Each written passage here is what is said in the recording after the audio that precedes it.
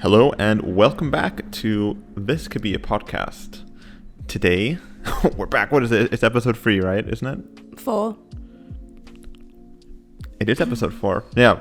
I'm on it's top episode of it. 4. Yeah. Ow, ow, Hobson's keeping... Oh, yeah. There's going to be a lot of hours today, dude. Yeah. We've been addicted to a new meme. But today we're going to be talking about relationships again. So this is relationships part 2. Because the first episode did so well. So. And it was also, it was a long time ago, actually. If you think it was about our it. second episode. It was 4 months ago, technically, right? If I'm not mistaken. Yeah. Yeah, it was about 4 months. And nothing's changed. That's crazy. I'm still single. You're still in a relationship. Yeah, so it's not like an update.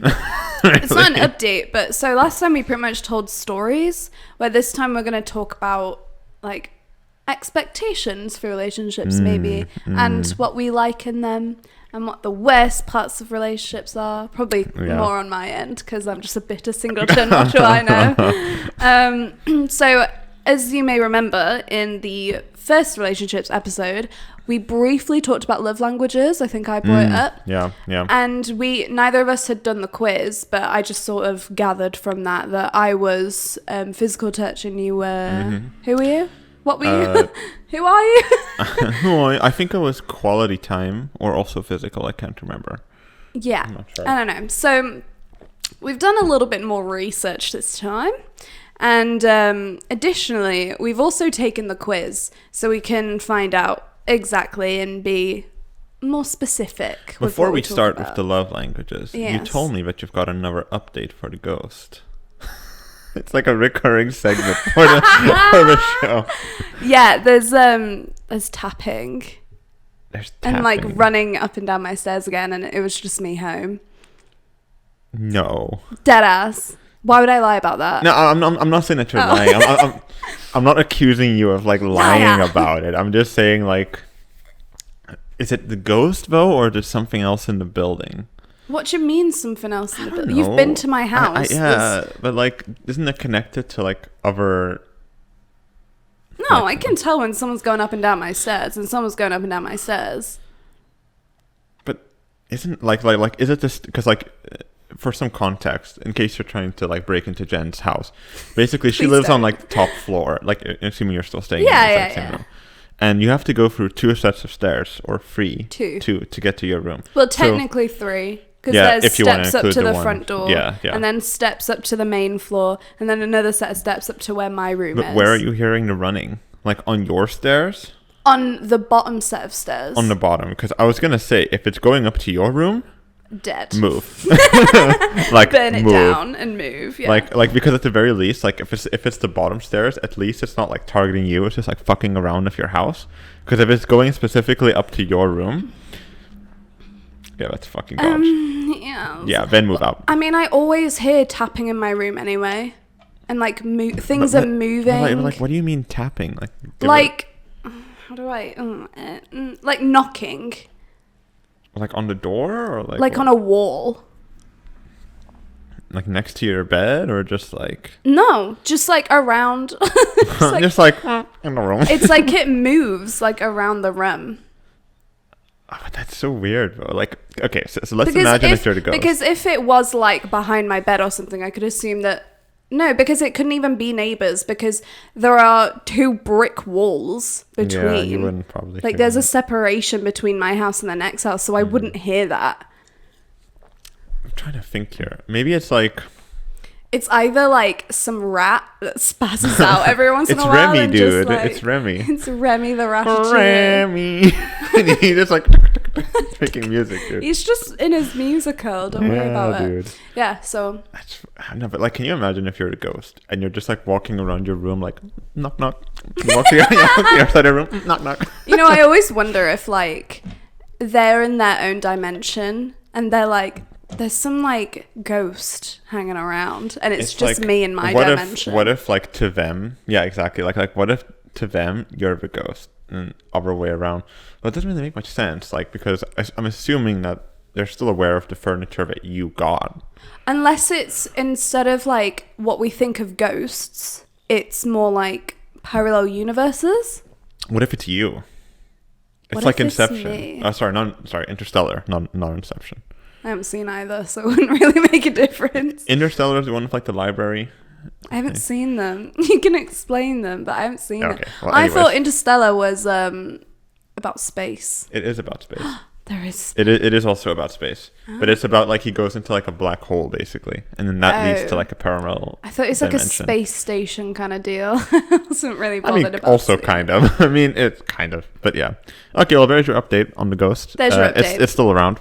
It's still doing shit. We've named her. She's called Elizabeth. I think you mentioned that. Yeah, I don't know if I did, so I'll mention it again. It's called Elizabeth. I don't think she's mean. I think she's just vibing. Maybe she's just like curious. I got something in my eye. She could be very curious. Right, so as I mentioned, the 5 love languages. So it was made by the whole concept of the 5 love languages was made by this guy. And he was basically like, everyone receives and gives love in different ways. Isn't his name Gary or something like that? I want to say Grant. But that could just be very English of me. But so he describes it as this. The premise is simple. Different people with different personalities express love in different ways. Gary, it is Gary. Gary called these ways of expressing and receiving love the 5 love languages. They are words of affirmation, acts of service, receiving gifts, quality time, and physical touch. Each individual has at least one love language that they prefer above the other. And this is where it gets interesting. And so we did this. I mentioned last time, as I said before, that my biggest one was physical touch, and I was correct. Mm-hmm. What was your biggest? Mine was quality time. Was it by a lot? Well, second was physical touch. It was like 10. Physical touch was like 10% lower. Than quality time. So let me just it might make it easier if we just run through our own results very quickly. So my top one was physical touch at 33%. My next one at 30% was quality time. Oh shit, that's close. Yeah. Wow. So actually, I should explain. Physical touch is like hugs and putting your arm around someone and like kisses and stuff and like physical displays of affection. It doesn't have to be sexual necessarily. And then my next biggest at 30% was quality time, which is just, when you spend time with your loved one and you're not on your phone, and it is just quality time that you're spending together doing stuff that you're both interested in.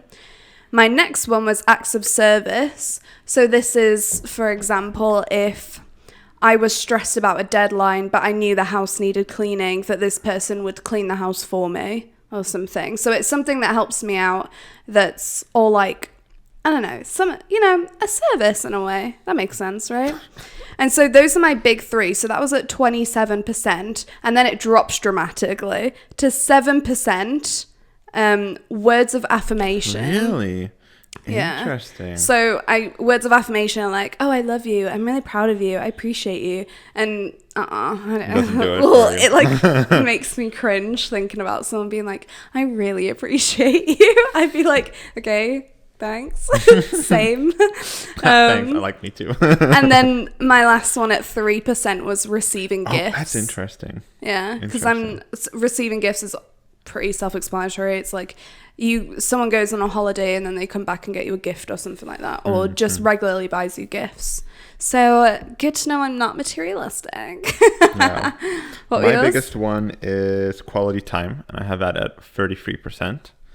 And then mine's really balanced actually. And then the second one for me is physical touch, and that's at 23%.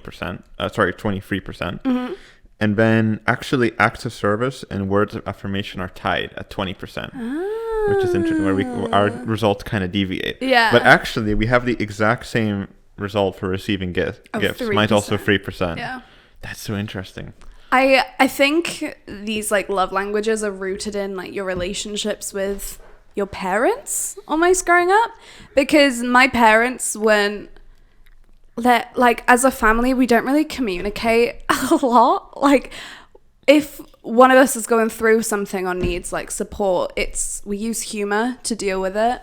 We could never be like, oh, I really hope you're okay, like I'm here for you. And it kind of like grosses me out even thinking about doing that with my family. And then physical touch, like we're not a very touchy family, so I think I want that more now. Yeah. No, my family was also really not touchy at all. Yeah. I don't know. I think Touch is a weird one, isn't it? That's like a real hit or miss one for me, I think. I think because it relates so closely to like PDA. Because I hate PDA. I don't know about you. But PDA, like when people, like there are always those people at school who would sit on the lockers and like make out like aggressively in front of everyone. And it was why like, am I getting like flashbacks? Have we talked about this on the podcast or we talk about this I think after we the spoke podcast? about this to each other. Yeah, I think we've definitely talked about it then. Yeah, because the thought, like, I think it'll be interesting to know where both of our boundaries are in terms of PDA, because I draw the line at like a cheek kiss. I think even like the peck on the lips is a bit much. But like, would you be okay with a kiss on the cheek? Yeah. Would you be, so you'd be cool with that? And like a peck on the lips is like borderline, depending who you're with, where you are, I guess. Like if I'm with my family, I'm like, no, like this is really, that's too much. Okay, yeah, but okay, I know, I do see what you're saying though. I think I also just don't. Oh God, like I think I also just don't really like being vulnerable around like my family. I don't think It's I would. weird. Here's the thing. I think it depends on which side of the family I'm with.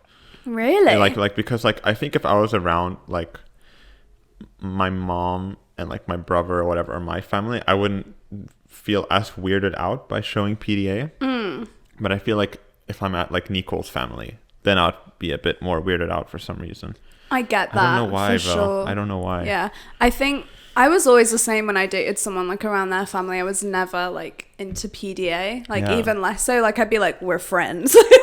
like even hugging is like kind of weird. Yeah. You know? Like I would definitely never give her like a kiss on the cheek or whatever if her family is like visibly there. Yeah. You know? Like yeah, that'd be fucking weird. I don't know. This episode is gonna make me cringe a lot because I honestly, so in a few relationships I've had, a number one complaint I've had is emotionally unavailable. Oh, the number one complaint. It's like, please leave a complaint box. Please leave like a note in the complaint box. No, because you know, like when I break up with someone or they break up with me or whatever, I like to talk about it. Like it's usually the breakup's a conversation. It's not just like I'm breaking up with you, see ya. It's like, listen, I just don't think we're on the same page in terms of this. Like you're not giving me what I need and I don't think I'm giving you what you need. And it's always like you're emotionally unavailable. Like because I'm never like, oh, I love you. Like I'm never cheesy unless I'm drunk. And even then, like I like think about it the next day and I cringe. You're like, I'm like, why did I say that? Oh, that's so cringy. But I've never been like one of those really cheesy people.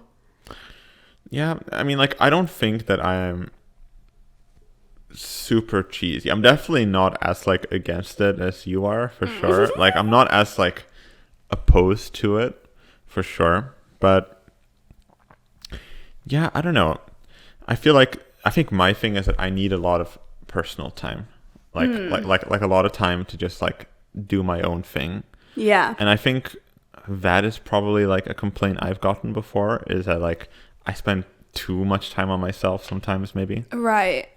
You just like I just kind of zone off and do my own thing, or like I'll be like exercising or like writing or playing games or watching stuff by myself or whatever, you know, like doing my own thing and like in my own little kind of world. I feel like I've always kind of been in my own little world. I think in general, since I was like a kid, like I've always just been in my own kind of little bubble, separate like plane of existence. Yeah, I kind of get the same thing. I think my parents, one, they were always like, don't get married till you're like at least 30. I was like, seems a bit late, but all right. But also they've just always been like, a guy or anyone that you're with should add to your life and not be your life. Like it shouldn't change. You shouldn't have to change your life. That you should just have the same interests that happen to coincide, and that, you know, it works. So I think if I have, but I think I'm very good also at taking on other people's interests. Like with ex-boyfriends, I've always been the one to be like, oh, I'll watch football, I guess, even though I don't care about it, but I'll watch it. Try to integrate yourself into it and try to understand. Yeah, but I've definitely dated guys that literally just don't give a fuck about what I'm interested in. Yeah. Which sucks. Does that bother you? Yeah. If they're really not interested at all. Yeah. So I'm trying to think of an example. With I can't think of an example right now, but I think I did something for school and I was really interested in it, and a guy I was dating at the time was like kind of like poking fun at it and was like, oh, it's kind of embarrassing. I was like, Arr. I think it was like when I was doing like drama and acting and stuff. I see. Yeah. Or I was like like something artsy. Yeah. And you're like, yeah, I don't really like you anymore. Yeah. Also, like, I had an ex that would always be like, oh, I don't want to post like about you on social media because what about the boys? What will the boys think? And I was like, huh? Like, they know you're dating me. Like, yeah. But I think I've always tended to date guys that also, I think that's the issue with when I'm so emotionally unavailable. It means that guys are also that I'm with are usually like that, because if they're really like cheesy, I'm like, ugh. But it's also like, even if they are naturally like available emotionally, I don't know, I couldn't think of a good word to describe it, but even if they are, if they feel like you are emotionally unavailable, they're going to reciprocate that. Exactly. Right? It's going to, like, even if they aren't naturally that way as well, you know, they will reciprocate that. Yeah. Because they're not going to be like, because like the first thing I would think is like, okay, well, clearly, you know, she's not going to be like, I would imagine that they would perceive it that you're not putting effort into the relationship. Yeah. It's probably the perception. Yeah. Even if it's not true, it's not necessarily true, but that's the perception, I would imagine. So then it can be like, oh, I'm not going to put effort either. Yeah. And then the problem starts. Which is totally understandable. Yeah, I know. And it's totally like, I get that. Because when you're with someone and then even when they're not reciprocating your feelings for them, it's like, oh, shit. And then you kind of withdraw a bit. And it's just something I need to be more vulnerable. But it makes me cringe. But at the same time, I mean, like... But also it should be natural. Like I shouldn't have to force being vulnerable. That's what I was going to say. It's like, at the same time, though, right, is that it's kind of what you said earlier about the advice that your parents gave you, because I actually totally agree. Yeah. That it's like, you should be yourself. Yeah. And if you have a relationship, it should build on that, and you shouldn't have to change part of who you are. Like, I'm never going to give up my personal time, like I mentioned earlier, because that's something I need. That's who I am. Like, if I don't do it, I'm going to be really, like, depressed. Yeah. Because I need it. Yeah. And at the same time, it's like, but I think it's also part of like personal growth, I guess, as well, to determine what aspects of you maybe don't need to change, but can adapt. Maybe I don't know. It's very complicated though. It's really tough to say. Yeah. Also because like when you're in a relationship with someone, you do have to adapt. Like you can't expect them to fit you exactly. That's impossible. Exactly. That's entirely impossible. I'm never gonna just. It's a paradox, actually. It is. Because you're like, oh, I have to be myself, but also I can't be like so stubborn in my ways. Yeah, like you can't be too rigid. You have to be at least open to the idea of not changing who you are, but adapting to who they are. Yeah. Maybe, you know? And I think that comes with just being open-minded as a person in general. I think so too. Yeah, I don't know. But like gifts, I mentioned this in the first relationships episode where I had that guy that like broke into my locker and then like decorated it all nice with my favorite color and got me like all blue sweets and banners and drinks and stuff. I think I mentioned that. And it was for like our 1 month or something. And everyone was like, oh my God, that's so cute. And like, I think most people would be like, that's a really nice thing to do. But it made me cringe so bad that I literally had to break up with him. I don't know if I'd find it cringy. I would just find it kind of like a violation of... Like, it depends on how close you were, though, of course. Like, if Nico were to do something like that, I would, for whatever, I don't know under what context that would happen. I wouldn't be weirded out by it. I'd just be like, oh, nice. Yeah. But, like, nice. like if you weren't, like, super close. I mean, we were only together, like, a month, and then we were that's friends, too early for like... that. To be breaking into your locker, that's kind of fucking weird. It's like, there's private stuff, you know? Yeah. Like, that's, like, your, like, little... Yeah. That's, like, the only private thing you have in that school. Yeah. Is that locker, and it's kind of... Yeah, I don't know. But also remember he was like really cheesy and was like message. Drama kid. He was a drama kid, wasn't he? Yeah. He was my first kiss. Sounds like a drama kid to me. Yeah. And he would message me. Oh God, I like cringe thinking about it. Even though most girls would be like, "Oh my God, he's such a nice guy," but he would message me and be like randomly and be like, "Hey, I just want to let you know, like, I really appreciate you." And I was like, "Oh shit!" like I can't. Like it. And I was like, "What do I respond?" Like, "Thank you." I wonder if someday you could, like, if it's the right person, learn to appreciate that, though. To, like, really... Maybe. I wonder. I'm curious to see. You know what we should do? Maybe, like, in a year or two from now, we should do this test again. And see if anything's changed. I'll probably still be single. Okay, yeah, okay. Let's say 5 years. Whenever I get into a relationship. Yeah, and see if it changes. But it shouldn't be in the first couple months, because that's also, like, the honeymoon period, right? Oh yeah. Where it's like, oh my God, I love it when he says these things. The like, first no, do you 3 really, months. or is it like, yeah, or do you really love that, or is it like, or do you perceive that you love that? Yeah. I had a friend in, I won't say where, but in school at some point in my life, who would frequently break up with someone at the 4-month mark. And for ages, she couldn't figure out why. She was like, just at 4 months, I just lose interest completely. Why. I'm like, oh, it's the honeymoon phase. It's suddenly over. And I feel like, I don't know if you can relate to this, but I know a lot of girls, when I've spoken to them about it, that at 4 months of being with someone, it's like you either decide to push through like an icky stage you have for them, or you like end up breaking up. And I've had it with like pretty much every guy I've dated, where like after like 4 months I'm like, oh God, It's like, oh fuck, you kind of get the ick, and I'm like, I'm like- kind of like- over this. I think it was a bit different for me.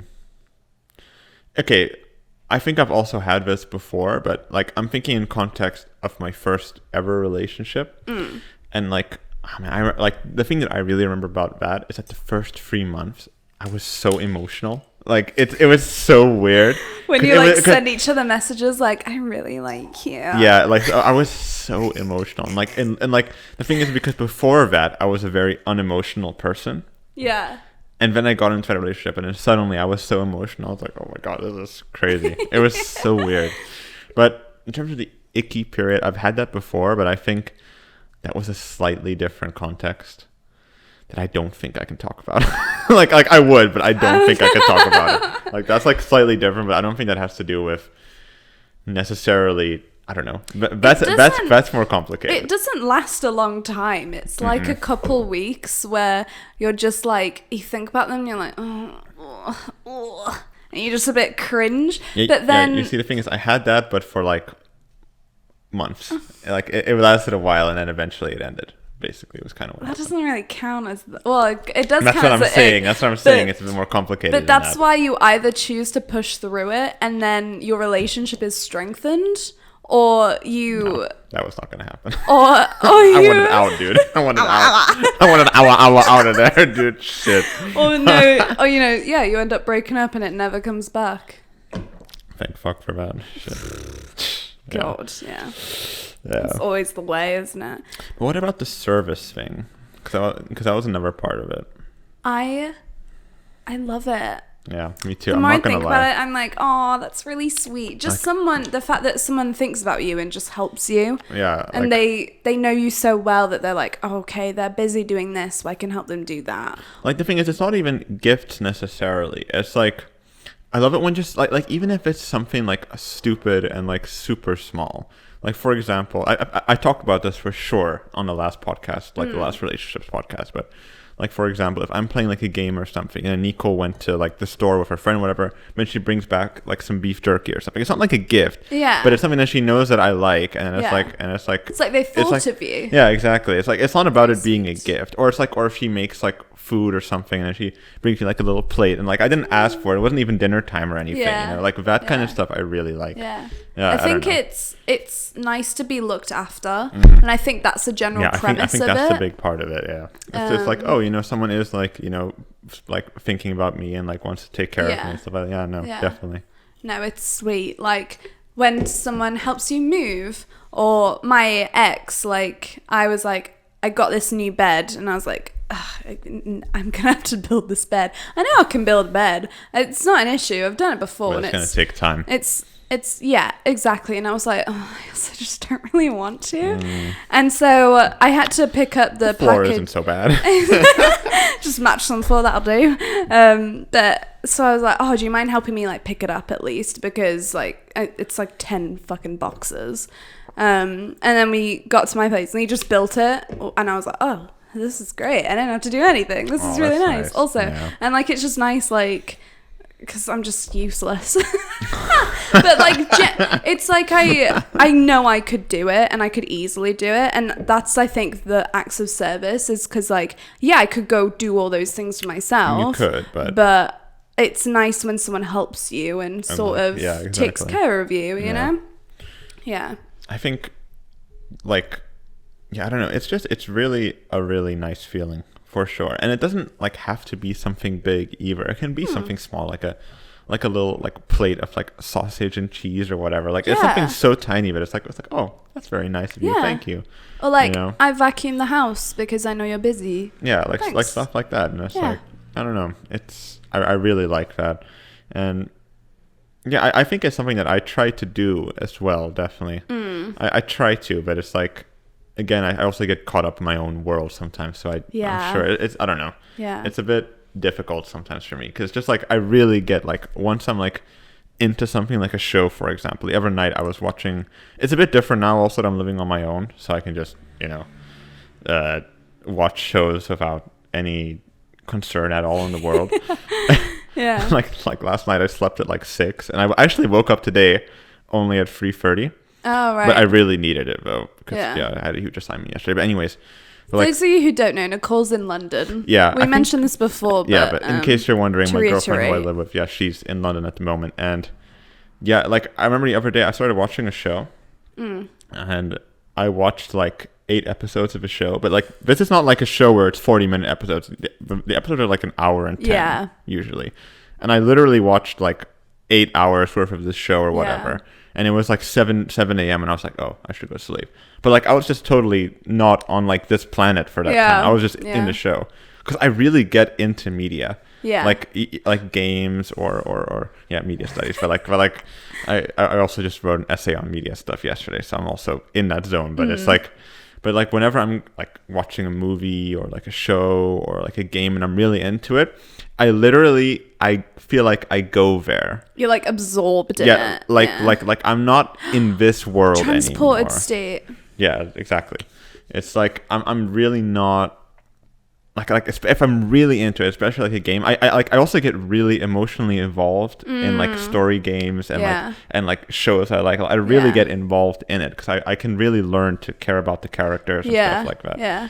I think that's also why you love writing so much. Yeah, exactly. Because it's all plot and it's characters. Like I love the idea of making these worlds and stuff. But as a result, the repercussion of that is that like I'm not available really in real life to people who are like, yeah, exactly. I mean, okay, absent is like you could drag me away, but I would be hesitant to go. Yeah, of course. You know, like I wouldn't want to because I'm in that world basically. And it doesn't have to be a game. It can also be even when I'm writing. Sometimes if I'm really passionate about a writing project, you know, I'm really into it, and I'm like I really don't want to leave. You know, so I think in that case sometimes I can.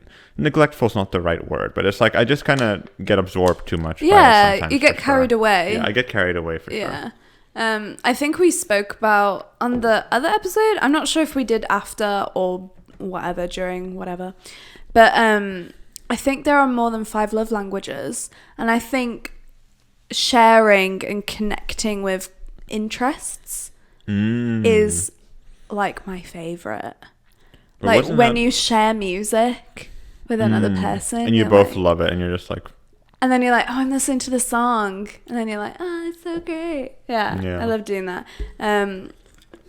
Yeah, it's so great. Creating That's also something you can do with friends, though, as well, I feel like. Exactly. Like, I feel like these love languages, they're not necessarily just romantic love. They're friendships as well. They can really be applicable to friends and stuff like that. Maybe not as much to family, I feel like. Sometimes I send me and my brother, like Corey, who was on the Apocalypse episode, and I've mentioned him a few times throughout. Good episode, go watch it, it's really fun. It was a really great episode. We share music with each other all the time, so we have really similar tastes in music. And also my eldest sister, we do as well. But but also I think a lot of your music taste comes from your parents. Like this love languages isn't, well, mine is, but I feel like this love languages thing, it isn't just romantic. I agree. It's family. I think it's like socialization languages. And I think it can be more directly applied to relationships and love for sure, but you can also indirectly apply it to other stuff like friendships and stuff like that.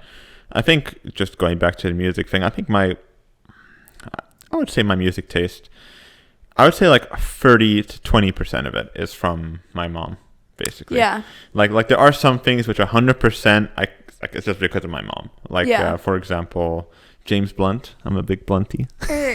Watching this, sponsor us? No, I'm a Blunt. I fucking love James Blunt. But like if you look at like the other music that I like, you wouldn't think that at all that I would like James Blunt so much. And I think that's from my mom, because and also Train I got from my mom as well. But it's not like the majority of my overall music taste, but definitely part of it for sure. Yeah, so. I know.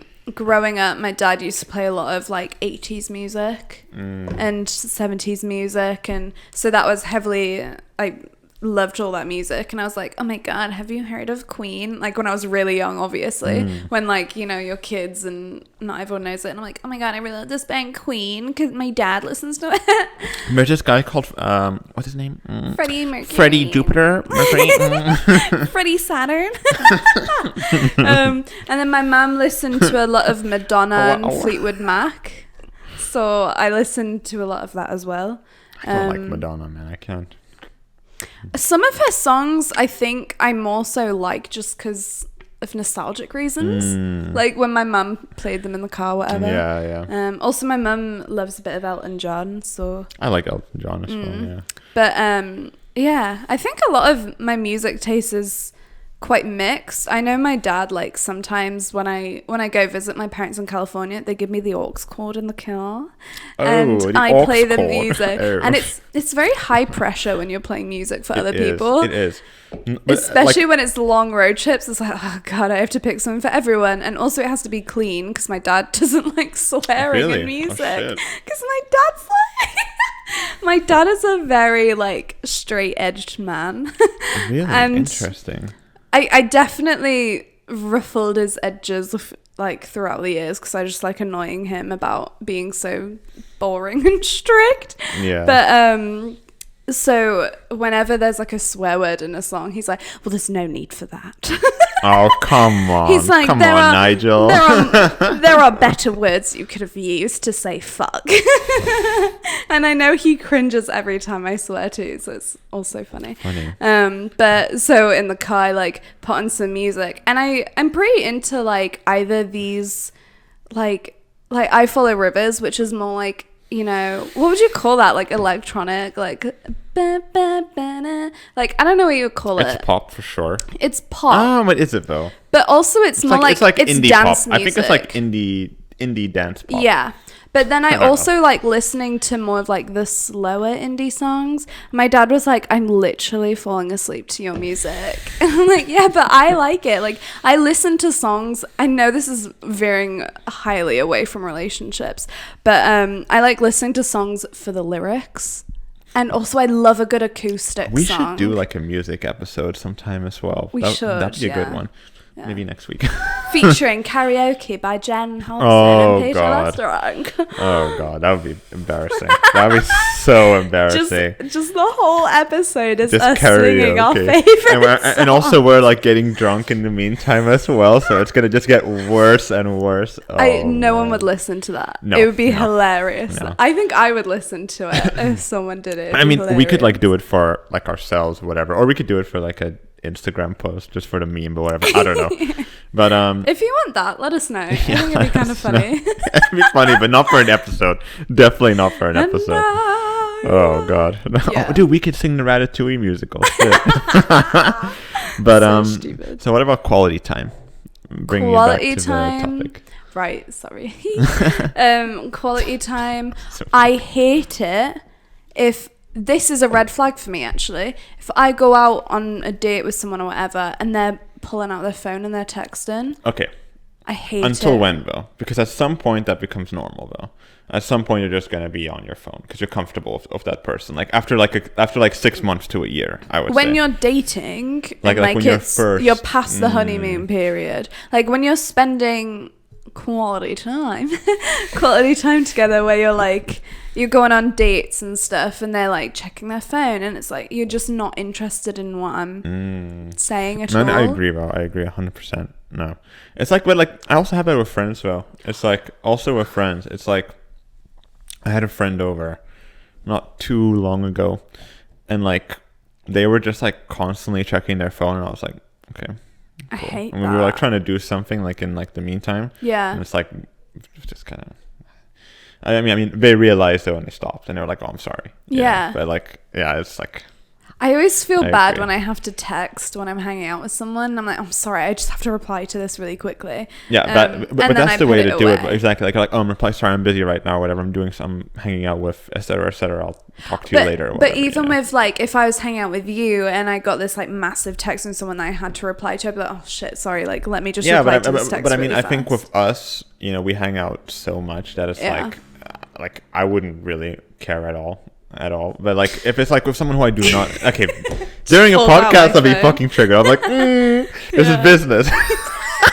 This is work time. No, but it's like we're in the studio. I don't know, but I know what you're saying though. But I don't know, for me quality time is like, I think like some of my fondest memories, like for example, like the thing that I really love doing with Nicole the most is like going on like a holiday together or whatever, and just like us, like nothing else, like barely looking at our phones, just us, and like or going to like a dinner date, or like I really like a lot of the time, because I'm stuck in my own world sometimes, and it's like, oh, I have to go to the date now.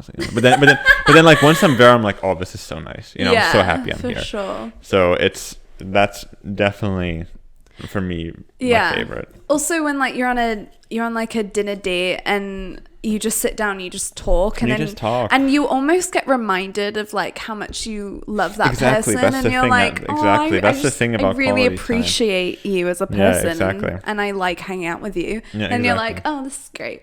Go on more date nights. If you haven't gone on a date night recently, go on a date night. It's very good for the soul. Yeah, and it's unfortunate. I was gonna say also go on like a short holiday. It doesn't have to be anything expensive, but COVID, which is still going.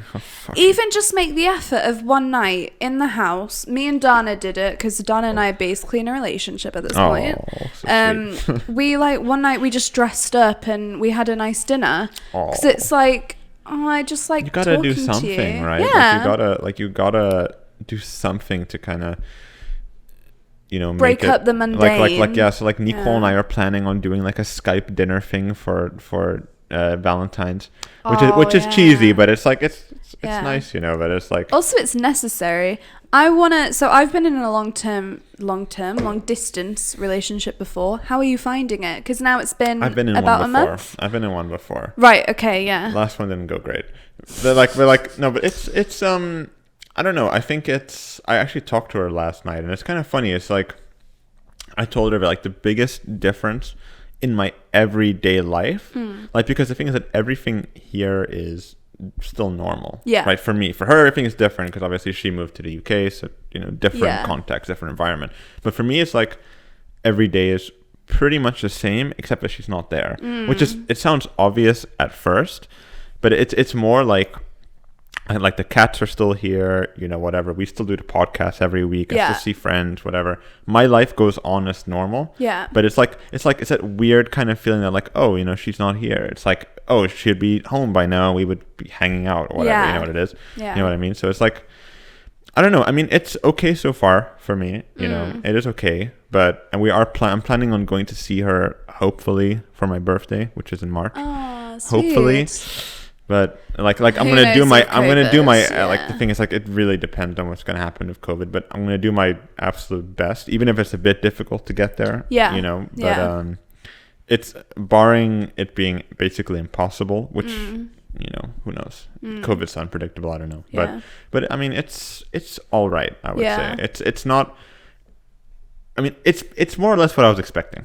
I would say it's Yeah. not better. It's not worse. It's basically what I was expecting. I think it would be probably more difficult if we went in lockdown, because then you would both be out doing things. But I mean, now you're usually in the house. Yeah, but also like if we were in a lockdown, I would have also been already able to go see her, though.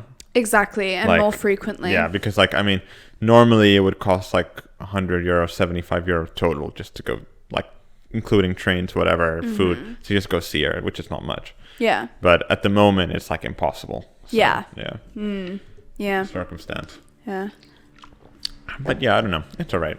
That's good You know, though. and how do you feel about long distance stuff? Do you think it can work? Like the thing is, like with Nicole and I, it's a bit of a different situation. It is, because you guys have been together for a while. Yeah, we've been together for almost 3 years now, so it's a bit different than. Okay, like because there's two contexts right here. There's like one, meeting someone briefly for 6 months and then going long distance, or like a year even. I think that's also pretty short. Versus meeting someone online and then doing long distance, because that's like, because like for us it's a bit different. But what was your situation, bro? Did you already know them or what? Yeah, my situation was basically I just moved to California when I was 18, and I was on Tinder, and I literally just wanted people to talk to in the area, because all my friends were in Canada, and it was just kind of depressing, and also in England, so the time difference. But were you doing it for romantic purposes, or it just happened to be that? No, I just honestly just wanted people to talk to, like new people, and it was. I hate you. I hate those people on Tinder who are just there for Why? friends. I hate it. It's like, fuck, there's so many other places you can go to like make friends with somebody, I feel like. Well, unless you make it really where clear was I in meant your to bio. go? Where was I meant to go when I was in know. California? I couldn't work. I Somewhere. couldn't go to school. How do you make friends otherwise? Well, Nicole is actually in like a London newcomers group on Facebook. I love that girl so much. Aw. No, but I mean, I was living with my parents. I couldn't drive. In California, you have to drive everywhere. Like, you can't just walk to the next place. Like so here. it's difficult. Is there so a I metro was, in Los Angeles? Yeah, but it's bloody ages away from like where my Okay, parents so live. it's shit, basically. So it's not good. No, you'd have to take like a bus and then another bus to the metro, and then the metro would take like 2 hours to get to the next city, and it's just it's useless. So anyway, so I was talking to this guy, and he was English, so we had something in common, yeah. and he was also here and was just like, yeah, I just honestly just want people to talk to, and I was like, sound perfect. And then we talked like all the time, and eventually we were FaceTiming like every day. So it's like I knew he wasn't. I know my mum's listening and is like, he could have killed you. No. And that's such an old thing now, though. it is. I mean, honestly, so many people live, like meet online. Such a normal thing nowadays. Honestly, it's like, yeah. of course you have to be sensible, but I mean, Yeah, like, I mean, it's not how it used to be at all. Yeah. It's not the same context at all. But exactly. anyways, So we were FaceTiming all the time and texting all the time, and eventually like you catch feelings, you know. And then we dated for like a year and a half when I first moved here. But the thing is that it was different because I was going to university here, and he was going to university in Santa Monica. Oh wait, I met him, didn't I? You did meet him. I did meet him. Oh yeah. Yeah. And we decided to do it so it was like open, where like we could talk to other people I know about that, man. and date and stuff, because I mean we weren't anywhere near each other, but we still knew we liked each other, and he'd actually applied to the university and like here in Groningen. So he was planning on moving. That's when he came to visit, Yeah. right? It was after, yeah. So we were planning on like getting together and stuff and started dating. But then he came to visit in, I think very early in the year, like January or something. But then Aaron and I started hanging out and getting close, and it was more convenient. Proximity And as well, right? I was like, you know what, I want to pursue this, and so you know, it's like he's here and you're there. Exactly. You know, it's like, and he wasn't it's horrible, but it's like it's Yeah. the truth, honest. And he wasn't going to end up being there until like September. Yeah, I mean, so it was, I don't know, I didn't really fancy it. And so, yeah, I broke it off, and then Aaron and I dated for 2 years. So Yeah. I mean, fuck. I mean, I think it's understandable though. It's like, and we did still talk and hang out because, I mean, we were friends at the end of the day, Yeah. more so than anything. But yeah, I don't fancy long distance. I mean, I get how it can work for people. Like when they you know each other and you know you've dated in person first for a long time, and then going long distance because really that's is different, nothing. man. Because then it isn't really a long distance relationship. It's just like a I'll see you soon. Yeah, I'll see you later kind of thing. Yeah. Like I don't consider my relationship with Nicole at the moment long distance. It's not really I don't long look at it distance. as long distance. It's just more like, oh, she's away right now. It's a bit different. But yeah, I am definitely skeptical of long distance relationships. I think it can work, like you said, but I think vast minority of the time. I think it's like 30% to 20 might actually make it. I mean, sorry if you're in a long distance thing right now. I'd love to know. I'm sure that they have statistics out there. Statistics. But Yeah. I'm even more skeptical though of what you mentioned earlier, which is open relationships. I'm very skeptical about it. I don't think that can ever work, in my opinion. I'm sure there are people out there who are like, I'm in an open relationship, but it's working out great. Okay, great for you, but I think most people not going to work. I think it was more so out of a necessity though, and it's a bit different. Like if you and Nicole decided to go like open relationship, that would be really weird, and it would never happen. No, dude, for me that would be just like, honestly, I would rather just say, okay, if we want to do that, then clearly we need to break up. Exactly. You see, that's my opinion on it. Is that like clearly if you feel that way and it's like you want to see other people or experimenting over people, whatever it is, and it's like, okay, it's better then if we just split up and we just stay friends. Like that's the way I would do it. And honestly, fair enough, because I mean we didn't end up staying together. I ended up liking this other guy. I'm just saying, but actually, that's what happens. I didn't even end up like sleeping or being with Aaron before, like while me and the other guy. I mean, the other guy were together. Loretta? Almost slipped there, almost. Well, me and the other guy were together, so it was a very like distinct divide, and I'd only kissed like two other guys. I hadn't even slept with anyone else. I don't know. Yeah, I mean, you might as well like I don't know. It's like, but we still really liked each other and we liked talking and stuff. Yeah, so you stayed friends, and that's the thing, right? It's like at that stage, it's more like you both agree that you want more intimacy, obviously, which is fair enough, of course. If it's long distance, makes sense, but of course. But at the same time, with intimacy comes the risk that you'll catch feelings, or that you'll just meet someone like what happened with you with Aaron. That you meet someone like, oh, I really like this guy, you know? And obviously, if they're closer, and that's just how it goes. Yeah. And I think it's such a risk factor that it's like, why would you? I don't know. I can understand it because you must have really liked the other guy as well. I did, yeah. Too, so, and when he came to visit, which was like 4 to 5 months before Aaron and I started dating, I wasn't even really feeling it anymore.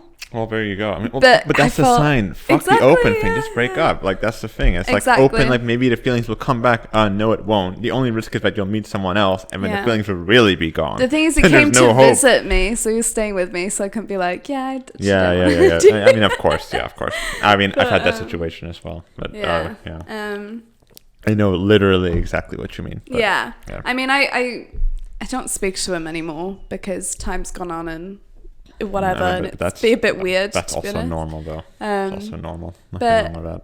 Do you have any like I think when I was younger I used to hold grudges against exes. I think as I get older I'm like, oh, what, like I dated someone because I clearly liked them at one point, so why would I hate them unless they like cheated or whatever? I don't hold any grudges, but you see, here's the thing though, for me it's a bit different because I've never had a relationship that's been like abusive or anything like that, so I can't, like, I've had breakups, obviously I've had things that just clearly were never going to work out, but it's like, I think for me, I'm not really a good example of someone to comment on that, because I can also imagine holding a grudge against someone who really fucked you over, I mean, but for me, I don't know, I just don't have that really. I mean, because I was cheated on before when I was younger, and I hated him for so long, and then you sort of grow up and you realize like, oh, I was so young then, but then again it depends on how old you are.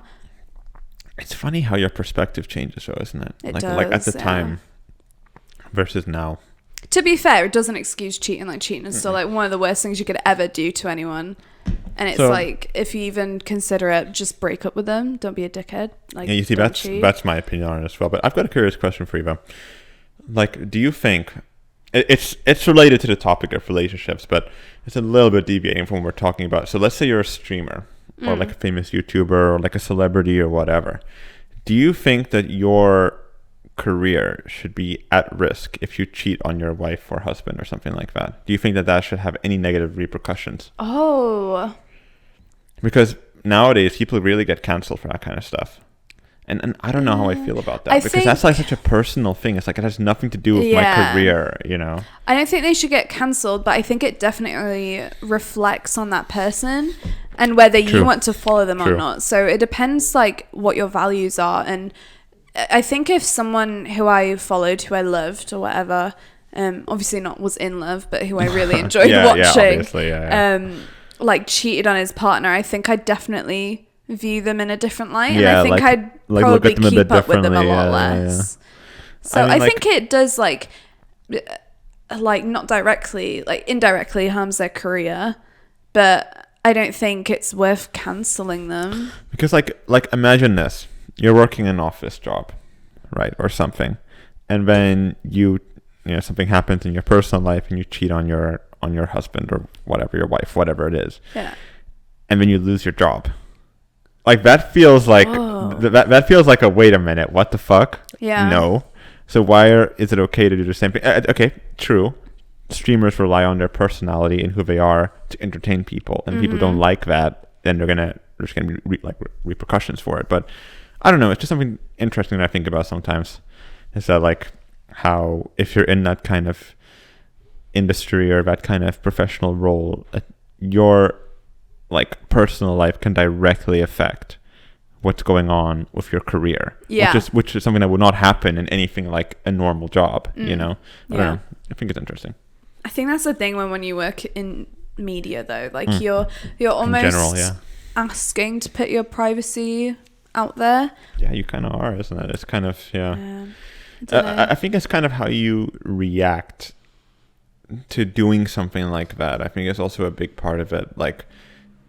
It's just also weird. Like you have to kind of explain yourself and kind of like for your own personal. When really relationships are so personal. Like exactly, it's such a personal thing that people feel like it's their like a business. Like also if like the Kanye and Kim thing, you know, it's like everyone's like commenting on it. It's like wait, hold up a minute, wait a minute. They are like. It's their marriage. Exactly. It's so weird. I don't know. Yeah. I don't know. It's just something I think about sometimes. Yeah, it's kind of a weird dynamic. I think in general, I'm a very private person when it comes to relationships. Like, if I have an argument with the person I'm dating, I'm not going to go and like bitch about them to my best friends. Or if I break up with someone, I'm not going to go be like, this guy or this girl, like, I couldn't do that. Like, I couldn't do that, man. You know? I don't know. I don't like it, but unless something like actually happened where it's like, okay, this is like so bad that I have to talk about it. You know, definitely talk about it. But I think when people are like they go online and they're like, this guy cheated on me. It's like calm down. Like not everyone has all the information. Like you don't know how like whether that person cheated first and it was like a retaliation. You don't know how, if it was like an abusive relationship, and you know, so there are so many different factors. Obviously I'm not condoning cheating, that would be stupid. That's not the message here. The message is that I think I'd like to you should keep your private life private, and especially relationships there. You don't want your friends to have a negative view of the person you're dating just based on one argument you had. Yeah, that's fair. And also it's not very fair to like shit on someone and ruin their reputation. Know, like the thing is that like if you're on the outside of a relationship, right? Let's say you're friends only really with one part of that relationship and not really the other part, like let's say for example the girlfriend or whatever, right, whatever it is, and like the thing is that person can say something about the other person, and it can be, as you said, totally out of context. You don't know, because like you really only have a small glimpse into what's actually going on in the relationship, right? Because like these people spend hundreds of hours together, and you only really can see like the surface level 2% of whatever that is. Exactly. You know? Like there's so much context missing, so much of the dynamic of how they interact with each other that's missing. And it's like, I don't know. I'm very hesitant to make judgments when people break up or when something goes wrong or when someone did something. I'm always like, okay, well, what's the rest of the context? Like, what's the rest of the information here? Exactly. Because one part of the argument would be like, he called me a bitch. And it's like, okay, well, what did you call him? It's like, I mean, of course. Was it in retaliation or was it like an outlandish sort of thing? I mean, this is, of course, barring anything actually horrible. Like abuse and stuff like that. Obviously, that's not, I'm not saying, don't be like, I know he abused you, but what did you do? I'm not saying that. I'm not saying that, just to clarify. To clarify, I'm not saying that. No, it's like these petty arguments that you have, which seem huge at the time, then you look back in a few months and you're like, the fuck was that about? Yeah. But I guess that was part 2 of relationships. That was that. Shit. It got heavy at times. It was deep. We delve into shit, you know. But thank you so much for listening. We hope you enjoyed. If you want to get in touch, please get in touch with us on Instagram at This Could Be a Podcast. And we'll see you next week. Bye.